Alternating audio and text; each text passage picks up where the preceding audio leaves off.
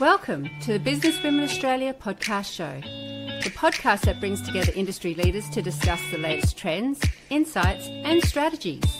So sit back and relax. Let's get inspired by the amazing women who are shaping the future of professional women in Australia. Don't forget to like and subscribe.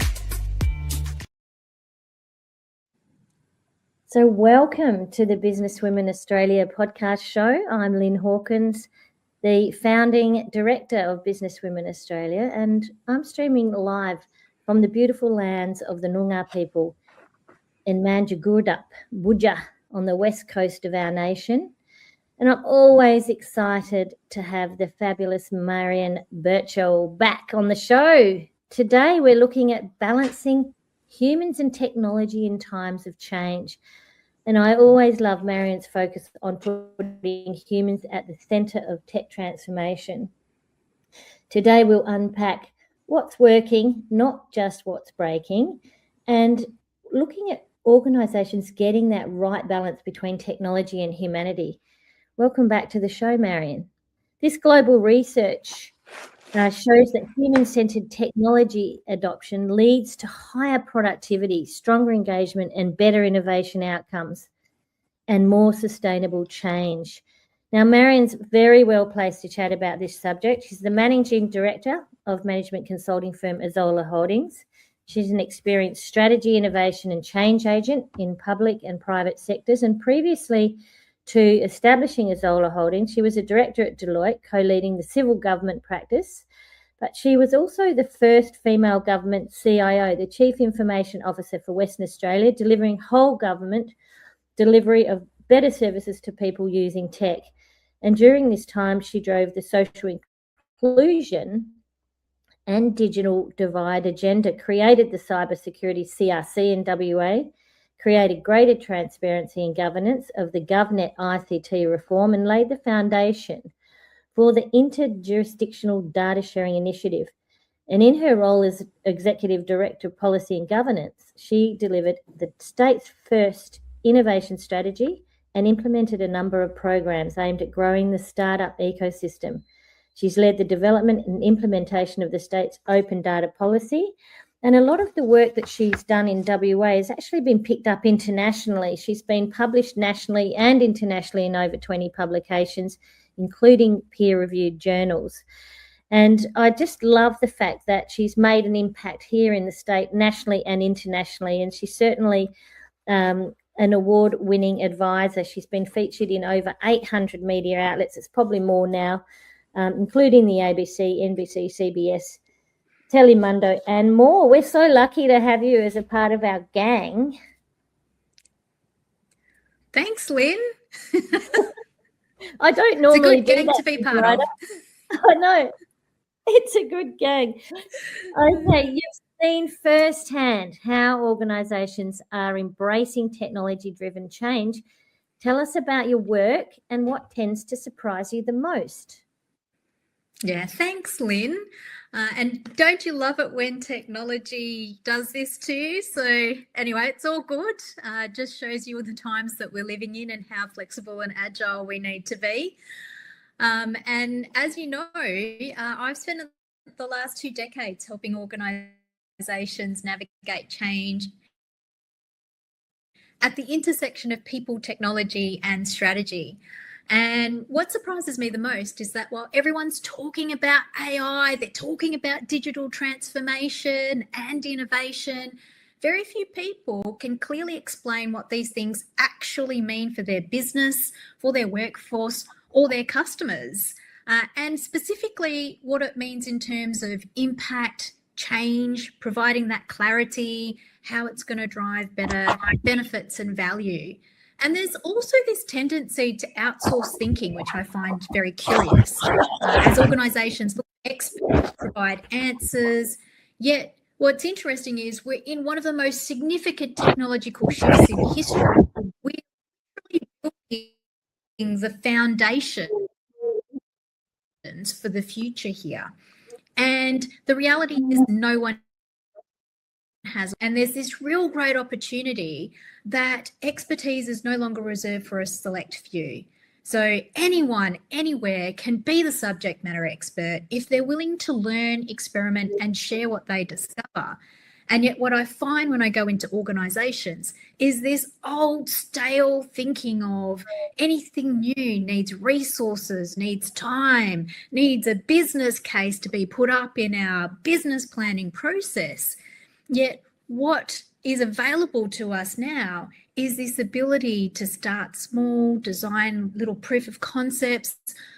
What would have taken 3 months can now take essentially half a day or less to actually develop and showcase and test with people in real time and build that momentum. And it doesn't take money because we can leverage off of what we've already got in organisations. We can leverage off of our existing capability as well. It's just understanding and linking business with technology and strategy. And it's then being able to then demonstrate in a real tangible way with people, showcasing what's possible, and then being able to deliver that. And so it's very interesting to me to see this transition that's happening as we move from the old ways of doing things into what technology-enabled tools and different mindset and ways of working is enabling us to do now and into the future. Yeah, I love your optimism and your excitement about this and about the possibilities. And you are a massive advocate for, that human capability piece as being a strategic advantage and not a soft consideration. So tech transformation doesn't fail because of the tech. You always say that. So what are you seeing that actually works when technology and people are fully aligned? Yeah, look, Lyn, there's lots of reports that are out there that say 70 to 80% of technology projects fail, and they fail for various reasons. They don't realise the benefits fully. They don't get delivered in a timely way. They blow budgets. The change management's been terrible, so people don't actually get brought on that journey or understand the why to this. And they also don't understand the benefits of doing so, and so on and so forth. And what it all boils down to, generally, is that we've forgotten the humans in the system. We look at this from a very sterile point of view around strategy, around processes, around the type of tool that we're going to use. And then we forget about the people. We just think people are automatically going to do, they should be doing it and what the benefit is to them. And this could be a range of different reasons. Usually the project team has been looking at this for months before they actually start talking to people. So they're further along the journey than anyone else and they forget that.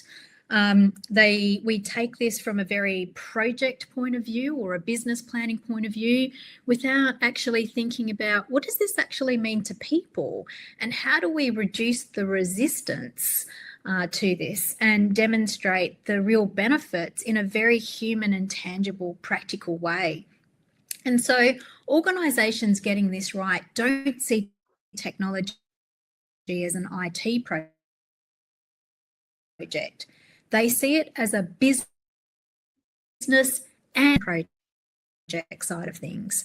They invest in what I call purple people, those rare individuals who understand strategy, operations, technology, and people dynamics. And they're the translators and connectors who make that transformation real. And we forget about these people, yet they're so super important and valuable in an organisation. When we're thinking about these technology transformations, we see it shoved to the technology team, to the digital team, and we think that they've got the people component sorted because they do,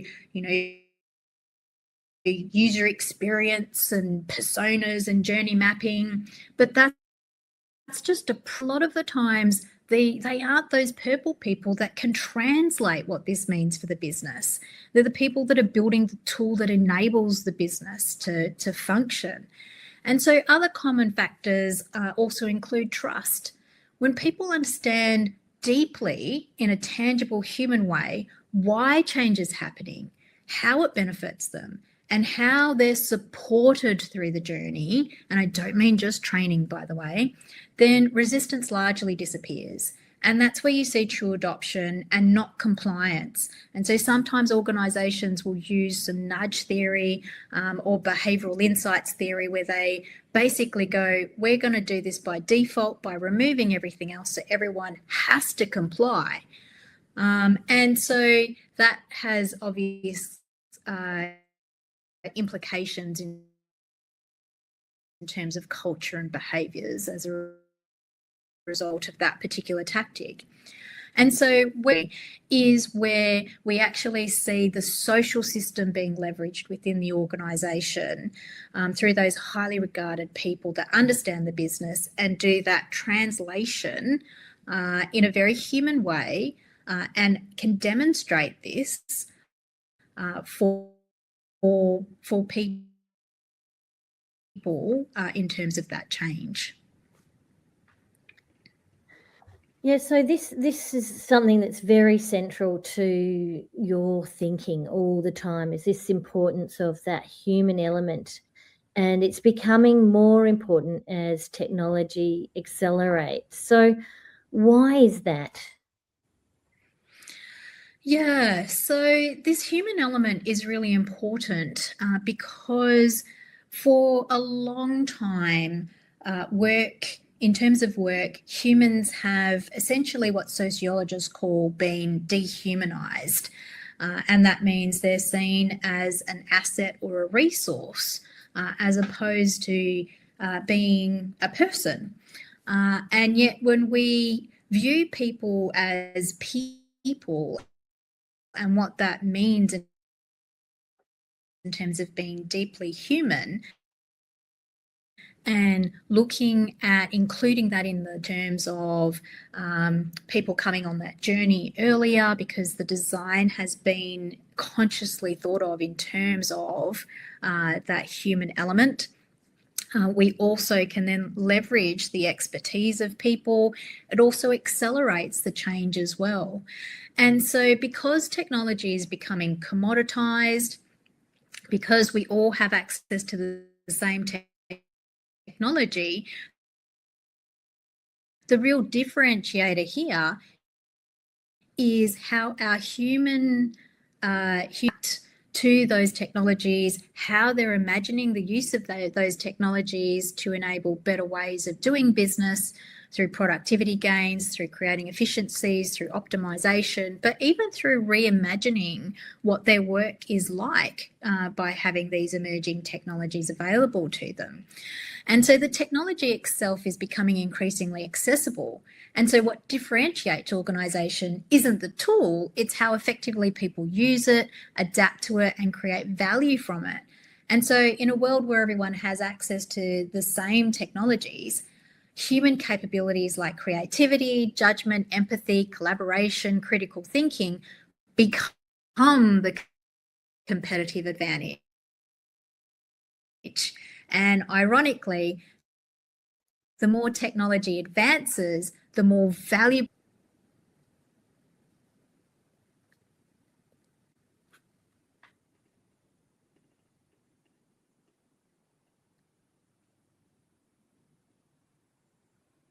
Yeah, I've lost you again, I think. Oh, no. Yeah. This is going to be an interesting recording. The more technology advances, the more valuable. And I'm like hanging on to the word. Oh, no, the more valuable human skills become. Yeah, it's so classic, isn't it? Because, you know, with all these tech projects, the reason we're doing these technology projects, it's for a human benefit in the first place. And it's the human element that's going to make it worthwhile. And the impact on humans at work and in life is really why we do what we do. Yeah, exactly. And yet we see organisations get caught up in the technology trend, in the marketing hype of the technology and what the technology is still evolving to do, which is fine, but it requires a different way of managing that. as opposed to the traditional way, and being clear about that with our people and leveraging those skills to be able to then find the great use cases that are available. And so it's interesting because we then tend to rely a lot on vendors or technology consultants, thinking that they're going to help us to find those use cases, those practical competitive advantage.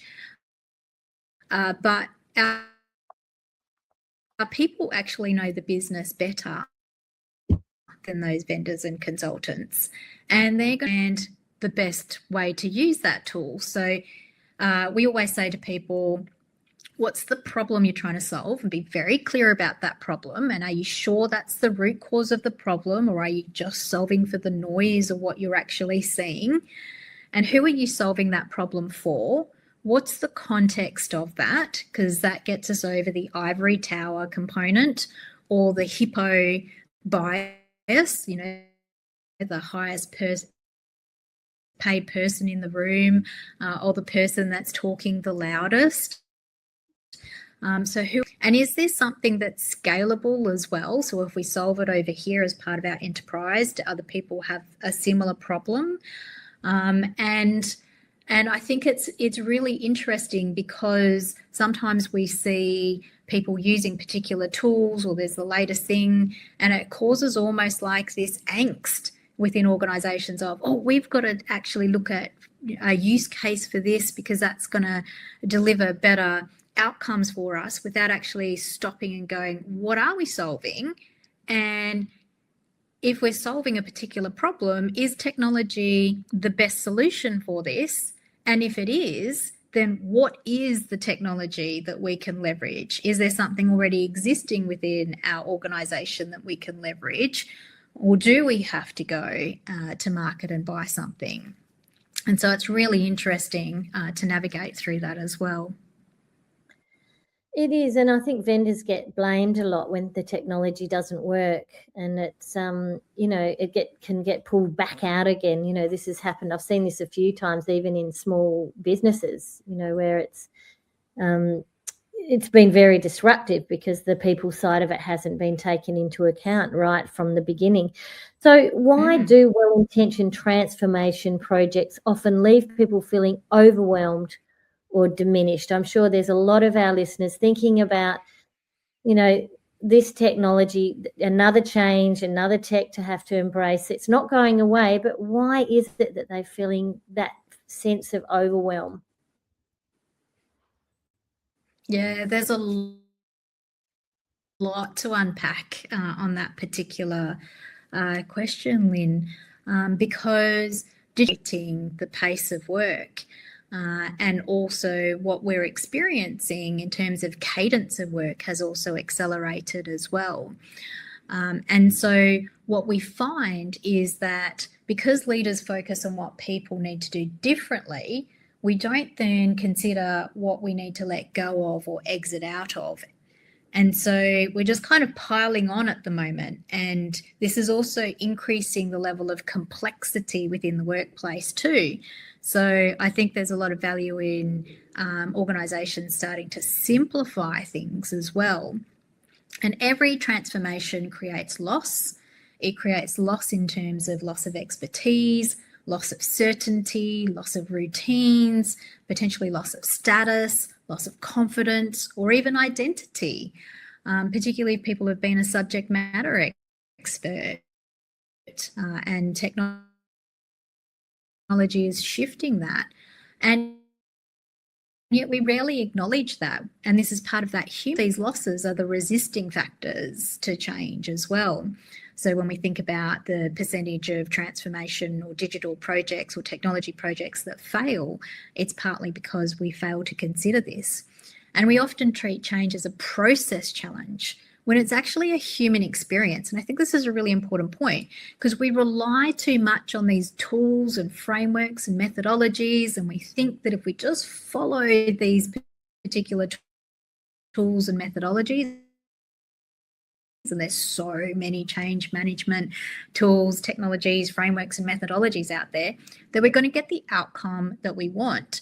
But the reality is that these tools and methodologies and frameworks are only as good as the people that are actually wielding it. And it's only as good as the deep consideration and design. They should just be used as a starting point.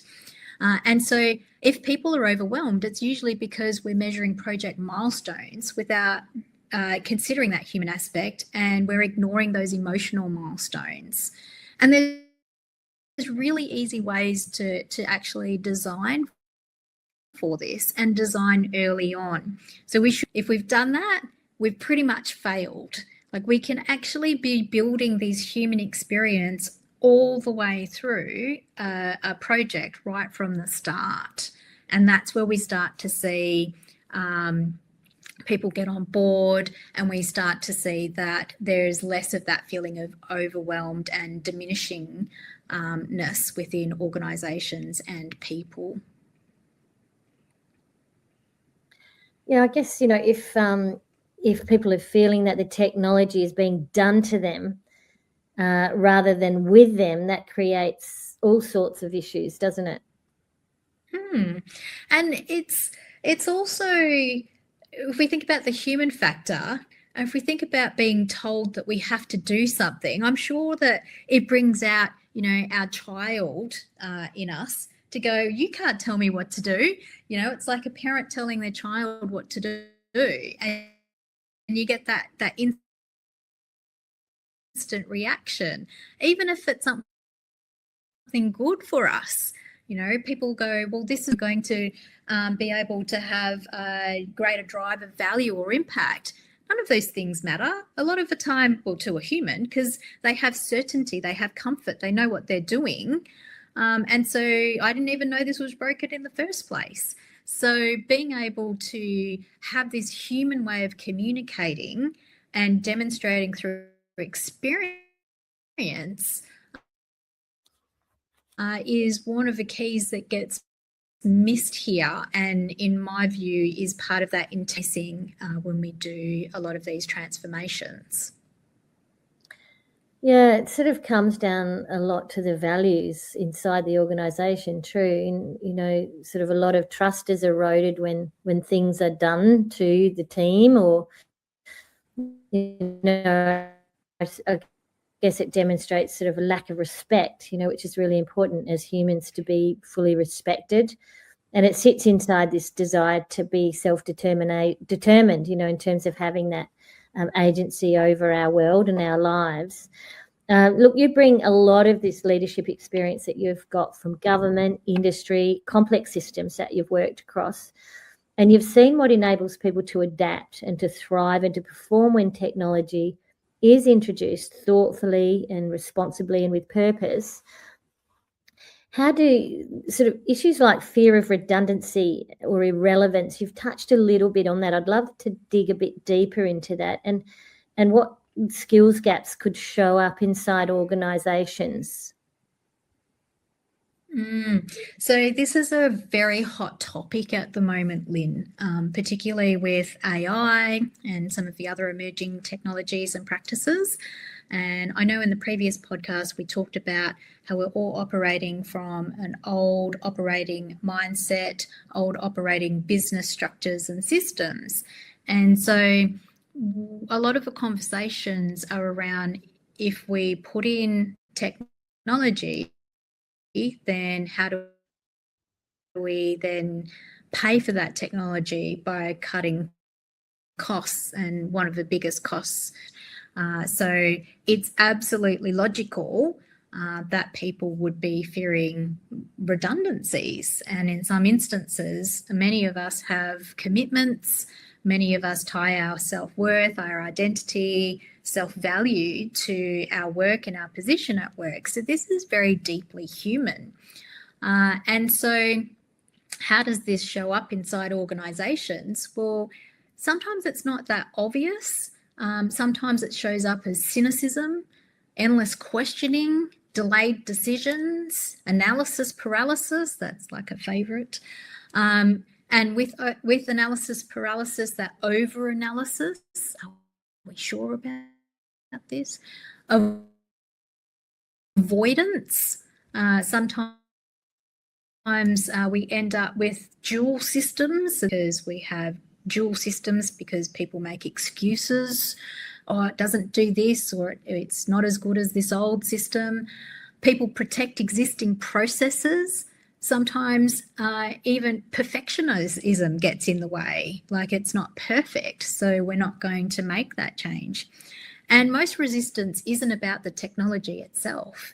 It's about uncertainty, because this goes back to that deeply human aspect to what we're talking about.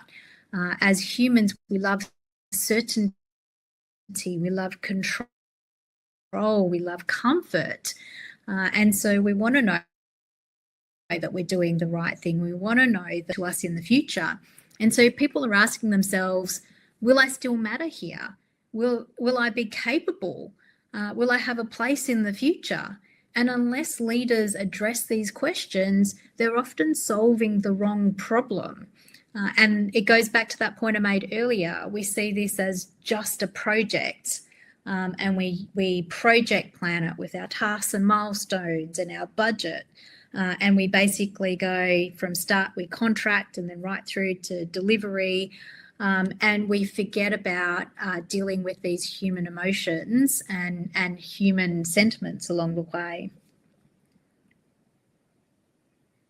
Yeah, the human element, the human capital piece is really sort of key to this discussion. I can hear this coming through a lot in all the themes that we've been touching on. And we hear a lot about this current skills crunch and the shortage of talent, and particularly on the West Coast, I think.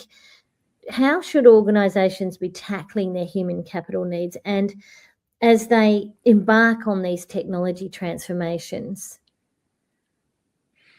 Yeah, so I will answer that, but I was just also thinking while you were asking the earlier question, some of our clients talk about the fact that they do think they're human-centered and that they do consider the human element in what they're doing. But if we take a systems thinking approach, like many of us have come across the iceberg model as an example, a lot of times, we see, and I've talked a little bit about that earlier in terms of cynicism and so on, and we might get down below the waterline where we talk about, oh, this must be fear of loss, like loss of status or loss of certainty and so on. But that only gets part of the way. Like, true consideration of the human in the system goes further. How do we address this in the design of what we're doing? And how do we flip these resisting changes and resisting forces into driving forces? And that's where we truly get to human-centered design. And there are some really great ways in which we can do that. And if we couple that with, if we're designing that well, it then leads into your next question, which is around skills crunch and shortages.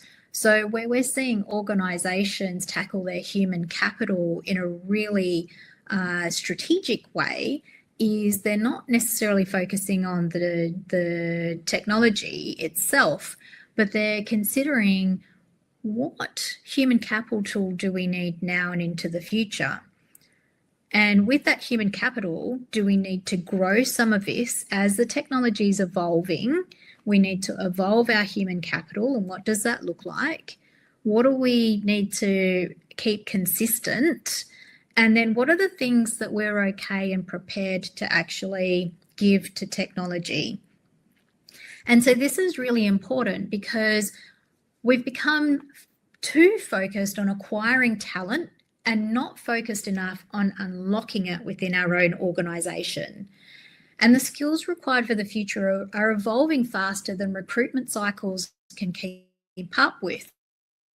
We can no longer use the old thinking of, we'll just go to market for that, because of people that are required for the skills that are required for what we're talking about here, because these are emerging practices, they're emerging talent, they're emerging skill sets. So organisations need to build learning organisations rather than hiring organizations. And I think that's a real critical point and a real shift in thinking as well. And that means investing in adaptability, curiosity, systems thinking, and digital dexterity.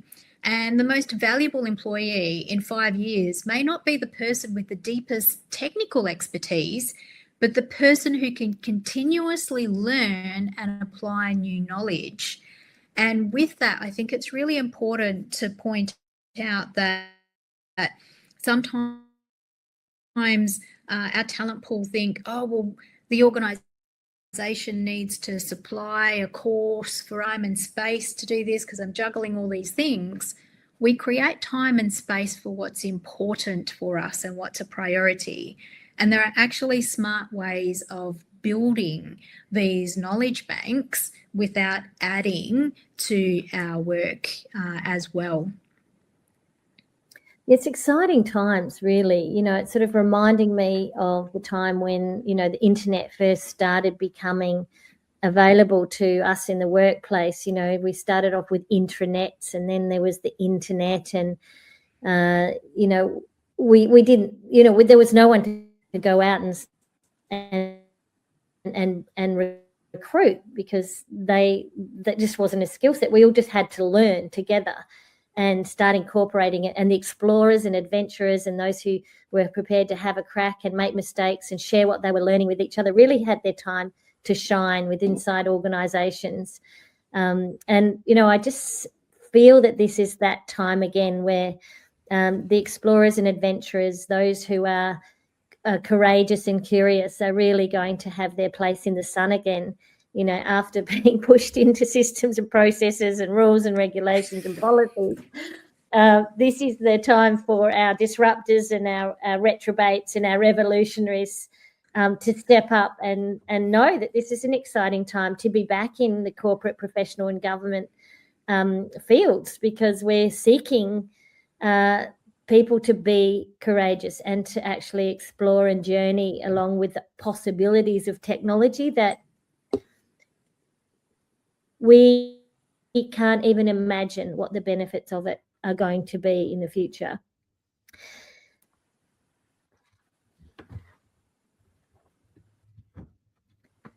So I love how you've shifted this conversation. You've shifted from systems and productivity to the human impact of innovation, and you've really looked at emotional responses at being more important than these streamlined processes. And we've looked at skills anxiety and technology fatigue to some extent. And you highlight what leaders must understand if they want transformation to actually build better workplace cultures. From your experience, what do the best leaders do differently during technology-led change? Yeah, so the best leaders spend as much time thinking about people as they do technology. They create this compelling vision of the future, but they're equally focused on helping people transition from the present to that future.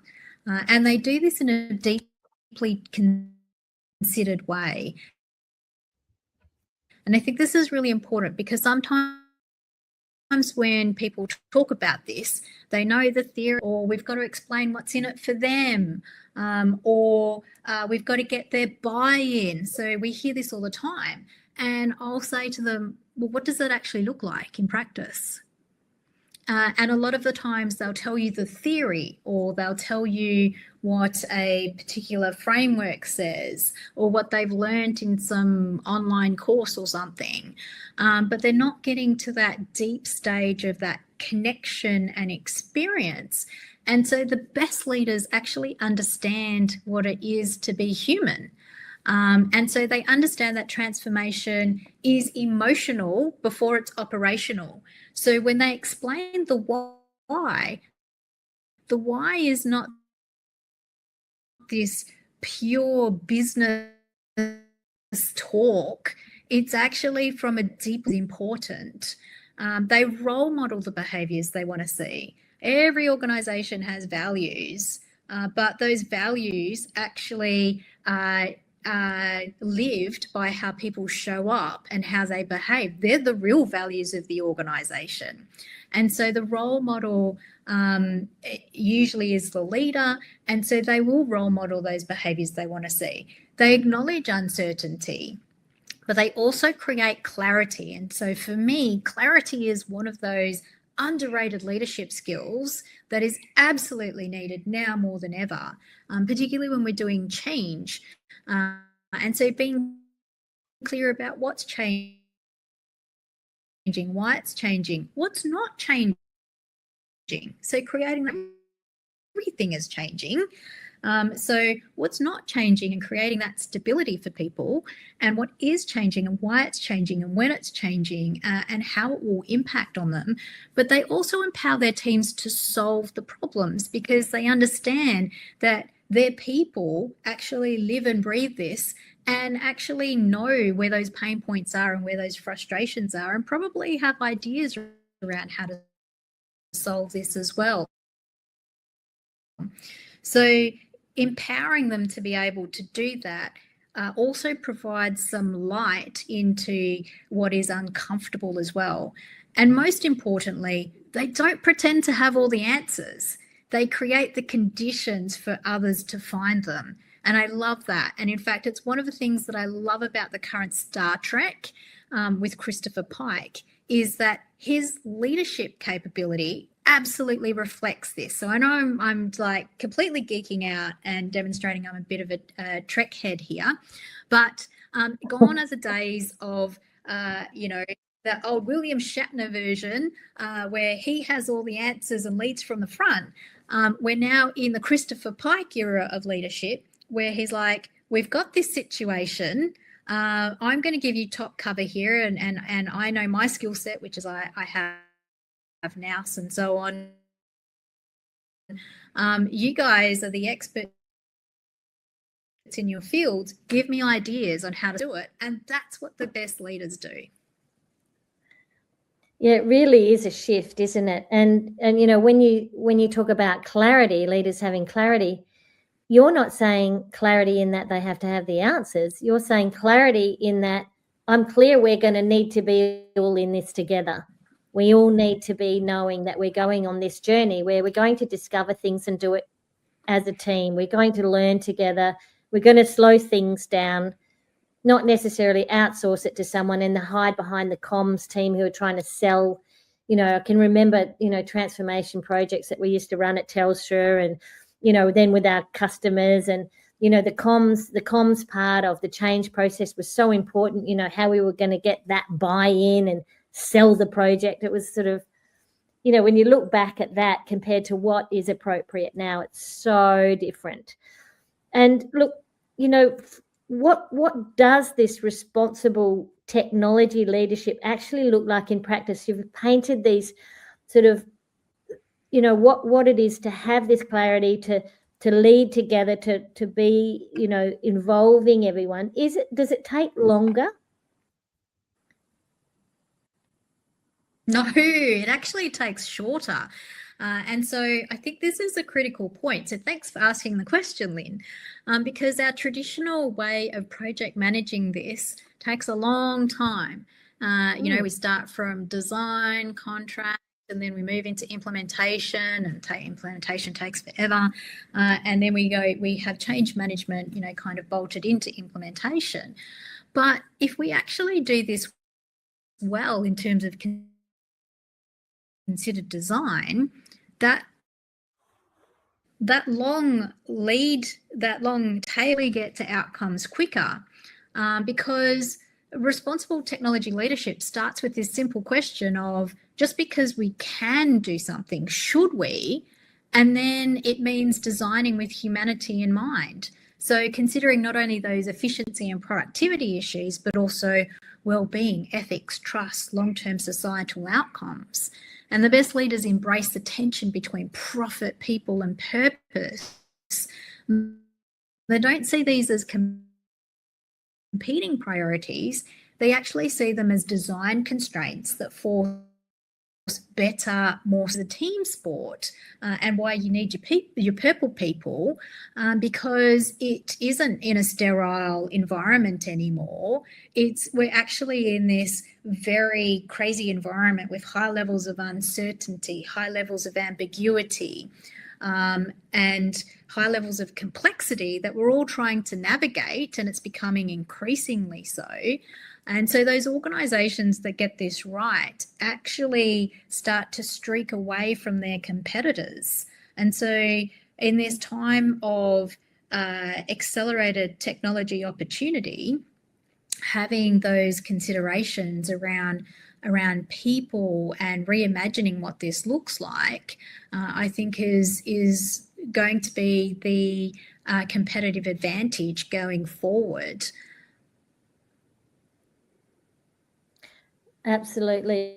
And, you know, thinking about technology transformation as a way of being rather than as a project, this is what's coming up for me, is that, you know, we've kind of put it in these boxes of project, you know, we kind of plug it in and then, you know, do everything according to the book and hope for the best. And then if it doesn't work out, pull it out again. But, you know, we're seeing a future where technology transformation is like our cultural evolution, like our reshaping to meet the needs of our changing needs of our customer base, of merging our organizations and evolving as a human-centered organization, as humans are evolving. And it starts to be more of a system that's like an ecosystem, more like a biological change process. And I'm really interested in that. And I'd love to, you know, talk about that at another time. But as we wrap up, what gives you optimism about the future of work if we get this balance right? I love the fact that you've asked me this question, Lyn, and I can see what our next podcast is going to be on as well. Oh dear. So what gives me optimism is that technology has the potential to free humans from routine work and create more space for creativity, learning, problem solving, and connection. This is something we hear a lot about.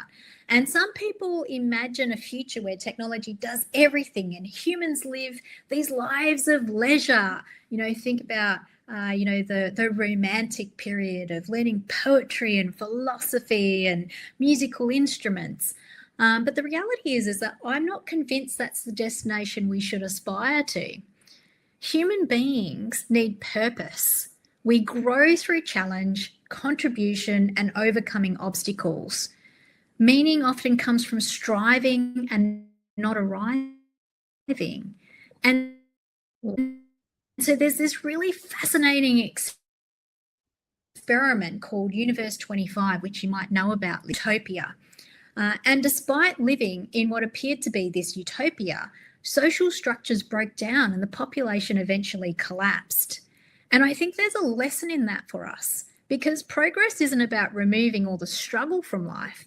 It's about removing unnecessary struggle so we can focus on more meaningful challenges.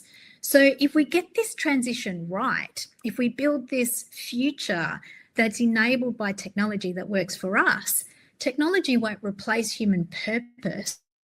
To me, it will elevate it. And that's what I'm excited about. And that is such an exciting place to finish, to elevate human purpose. I mean, that's extraordinary. Thank you so much, Marion Burchell. Always love having you on the Business Women Australia podcast show. We've had a few tech issues today. The tech gods have been really naughty, and we'll have a look at why that's happening. But I think we got there. And for those of you who are listening, thanks for staying on. Thanks for tuning in. We love the fact that we've got so many listeners who put up with us having a crack, and sometimes it's not that smooth. We're doing it often in hybrid locations. But if you've been thinking about joining Business Women Australia, we would love to have you. We're kind of an ecosystem of conscious leader development, and leadership's a journey, much the same as technology being about the elevation of human purpose. So is leadership. So if you're really keen to be a part of our movement, reach out, come along to some of our events in person, online. We meet a couple of times a month at least online, and growing more communities of practice every month. I had a great experience last night with Kerry Nobes and the community of facilitators. We're getting better at learning and trialling out different tools together. So this is the kind of community we are. We're a community that practice what we're learning and what we're preaching. And practice won't make us perfect. It just makes us work out what else we need to practice. And that's a part of the joy of growing and evolving. We're about to launch our Inner Edge Leadership Accelerator, so watch this space. And if you'd like to join us on retreat, we still have places available in July in South Australia, Ubud, and in October, in July in South Australia at Mount Lofty, and then in Ubud in October. So we've got plenty of spots. If you do want to come along, reach out to me, Lyn at businesswomenaustralia.com.au, or jump on the website and contact us through there. Thanks for coming on the show, Marion. We'll have you back again soon. Lovely. Thanks very much, Lyn.